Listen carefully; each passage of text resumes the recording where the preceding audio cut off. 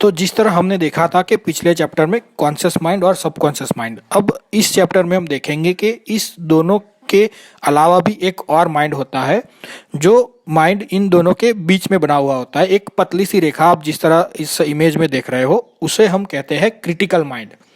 अब critical mind को हम एक सिक्योरिटी गेट की तरह भी ले सकते हैं, क्योंकि ये जो होता है वो क्या करता है कि जो भी कमांड या जो भी सजेशन या जो भी हम सुनते हैं उसे सीधा सबकॉन्शियस माइंड में न भेजते हुए उसे कॉन्शियस माइंड में रखता है, और वहाँ पर उसका एनालाइज होता है। जो भी कमांड और जो भी सजेशन आता है उसका एनालिसिस होता है और उसी प्रकार बॉडी को रिएक्ट करवाता है। अगर सोचिए कि ये क्रिटिकल माइंड ना होता तो क्या होता, तो जो भी कमांड और जो भी सजेशन आते वो सारे सबकॉन्शियस माइंड में सीधा चले जाते। अब इसको हम इस तरह एग्जांपल में ले सकते हैं कि सपोज आप रास्ते में जा रहे हैं और किसी ने आपको बोला कि आप मुझे अपना पर्स निकाल के दीजिए, तो अगर क्रिटिकल माइंड नहीं होता तो ये कमांड सीधा सबकॉन्शियस माइंड में चला जाता।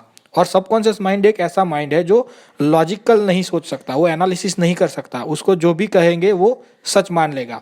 तो आप उसी प्रकार सीधा ही रिएक्ट करके पर्स निकाल के दे देंगे। इसीलिए यहाँ पर क्रिटिकल माइंड एक सिक्योरिटी गेट की तरह वर्क करता है कि जो आने वाले सजेशन और कमांड है उसे एनालाइज करता है कॉन्शियस माइंड में।